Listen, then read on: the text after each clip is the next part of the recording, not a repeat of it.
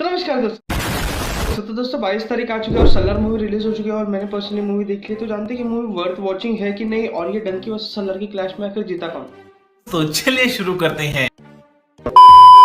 तो सबसे पहले बात करते हैं सलार मूवी की स्टोरी के बारे में। तो सलार मूवी की स्टोरी को मैं दो पार्ट्स में डिवाइड करके बताऊंगा। फर्स्ट हाफ के बारे में पहले हम बात करते हैं। तो फर्स्ट हाफ में स्टार्टिंग में हमें दिखाया जाता है कि देवा और जो पृथ्वीराज सर का कैरेक्टर है वरदराज का, उन दोनों की चाइल्डहुड बैक स्टोरी हमें दिखाई जाती है जो कि 1985 में सेट है। उसमें देखने के बाद हमें कट देखने को मिलता है और कट होने के बाद हमें श्रुति हासन दिखाई जाती है जो कि यूएस से इंडिया आ चुकी है और उसके पीछे एक पॉलिटिशियन हाथ धो के उसके पीछे पड़ी है। And in order to save him उसे प्रभास के पास ले जाया जाता है। And as Prashanth Neel said, इस मूवी में दिखाना चाहते हैं how violent and innocent man can be. Overall वही हमें स्टार्टिंग में दिखाया जाता है कि प्रभास काफी इनोसेंट तरीके से अपनी जिंदगी जी रहा है, लेकिन बीच बीच में हमें उसके वायलेंस के थोड़े बहुत क्लिप्स दिखते हैं। ओवरऑल प्रभास का कैरेक्टर अपनी माँ की कसम के खातिर एक शांत भरी जिंदगी जी रहा है जिसमें कोई वायलेंस नहीं है, लेकिन अंदर से वो गर्म लोहे की तरह तप रहा है। ओवरऑल उसके बाद स्टोरी नॉर्मल साउथ की मूवीज की तरह हीरोइन को लेने के लिए गुंडे आ जाते हैं, फिर माँ इमोशनल हो जाती है और अपनी कसम तोड़ देती है और फिर अपने प्रभास सर बहुत ही एग्रेशन के साथ हमें फर्स्ट एक्शन सीक्वेंस दिखाते हैं मूवी। इंटरव्यू में पर्सनली मेरी एक्सपेक्टेशन तो बहुत ज्यादा बढ़ चुकी थी और मैं पर्सनली कुछ ज्यादा बड़ा देखना चाहता था, लेकिन सेकेंड हाफ ओवरऑल पूरा खान सर की बैक स्टोरी हमें दिखाई जाती है जो कि बहुत ज़्यादा ड्रामा कंडक्ट करती है।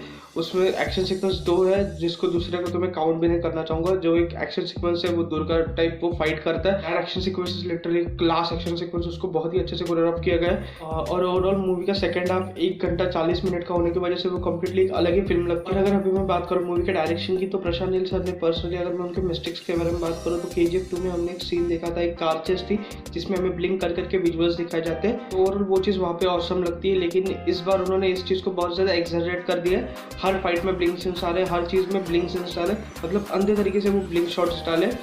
तो मूवी की अगर मैं हिंदी डबिंग की बात करूँ तो मूवी की हिंदी डबिंग अच्छी है, लेकिन हिंदी डबिंग में जो ऑडियो के कट्स है वो प्रॉपर नहीं है। कुछ कुछ डायलॉग लिटरली आधे सुने देते, वो प्रॉपरली एंड नहीं होते और दूसरा डायलॉग स्टार्ट हो जाता है। तो ओवरऑल ये डबिंग के कट्स अगर इम्प्रूव हो जाए OTT में आने से पहले तो it will be good.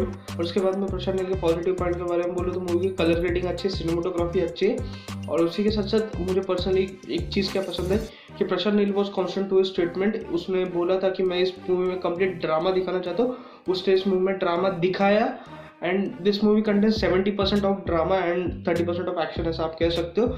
Overall 70% अगर आपको ड्रामा पसंद है तो ये मूवी आपके लिए। बाकी पार्ट 2 के लिए जाओ डायरेक्ट, ये मूवी OTT पे एंजॉय कर लो, ऐसा मैं बोलूँगा पर्सनली।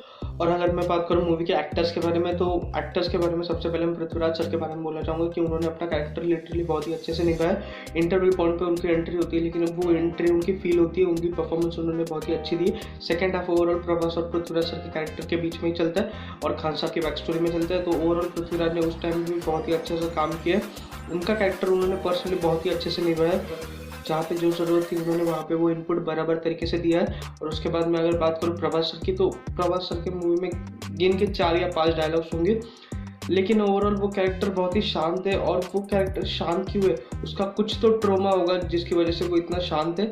वो रीजंस शायद हमें अगले पार्ट में दिखाया जाए, मगर लिटरली प्रभास सर की स्क्रीन प्रेजेंस आपको थिएटर में फील होती है कि भाई बंदा लुक से ही आपको मतलब फैन कर रहा है, एक्साइट कर रहा है, या फिर यूँ कह लो कि इंटरेस्ट कर रहा है। वो उसकी जहाँ जहाँ पे एंट्री हो रही है, जहाँ जहाँ पे वो अपना एग्रेशन को प्रेजेंट कर रहा है, वो शॉट्स आपको फील होते हैं। उसके बाद मैं अगर बात करूँ तो श्रुति हासन मैम के बारे में, तो श्रुति हासन मैम कम्प्लीटली अपने ब्रिटिश एक्सेंट में पूरी मूवी में बात करती है, विच ओवरऑल इज गुड। मगर ठीक है, मतलब अगर श्रुति हासन सर का कैरेक्टर इन स्टोरी मुझे उतना इंपॉर्टेंट फील नहीं हुआ। और अगर मैं बात करूँ कि most hyped question of this movie was कि क्या ये मूवी KGF यूनिवर्स में आती है, तो इस मूवी में तो वैसा कोई रेफरेंस नहीं देखने को मिले। ओवरऑल स्टार्टिंग में हमें एक चीज़ देखने को मिली थी, स्टारिंग यश, तो दैट एक्साइटेड मी और मैं पूरे मूवी में यश के लिए रुक रहा था कि बस भाई के बाल दिखा दो भाई, मैं उतने में खुश हो जाऊंगा। तो लेकिन यश ओवरऑल इस मूवी में नहीं है।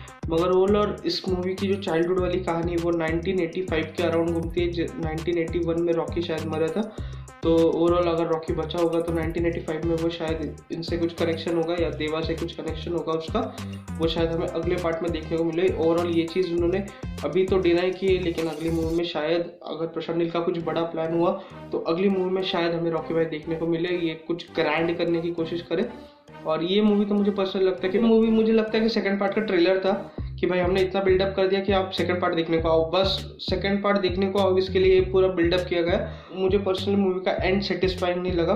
मैं एक्सपेक्ट कर रहा था कि एटलीस्ट एंड में एक फाइट होती, उसके बाद एक कोर्ट रूम ड्रामा सीन होता जहाँ पे प्रभास और पृथ्वीराज सर के कैरेक्टर में थॉट के क्लैशेस होते, और वो थॉट के क्लैशेस के बाद वो दोनों दोस्त दुश्मन बन गए, वो वाला डायलॉग आता तो मज़ा आ जाता, मूवी की एक टोन सेट हो जाती और मैं अगली मूवी के लिए हाइप अप भी हो जाता। लेकिन ओवरऑल ये मूवी एक एक्शन मूवमेंट पे आके छोड़ती है कि ऑडियंस में था कि भाई अभी एक एक्शन देखना है, और वो एक्शन मतलब ठंडा पड़ जाती है मूवी। ओवरऑल अगर हम फाइनली बात करें कि movie in the Dunki versus Salaar clash, तो मेरी पर्सनली एक्सपेक्टेशन है कि सलार का फर्स्ट हाफ अच्छा है, डंकी का सेकंड हाफ अच्छा है। तो मेरे लिए पर्सनली इस मूवी के क्लैश में मेरे लिए पर्सनली डंकी विनर है। डंकी ज़्यादा एक्साइट किया मुझे, और पर्सनली मेरे हिसाब से डंकी विनर है क्योंकि डंकी का एंड बहुत ही सेटिस्फाइंग है। मैं पर्सनली बहुत ही खुश होकर निकला डंकी मूवी देखने के बाद। बाकी सिनेमा को सपोर्ट करते रहो कि मैं मिलता हूँ, तब तक के लिए बाहर। आप चैनल को सब्सक्राइब करना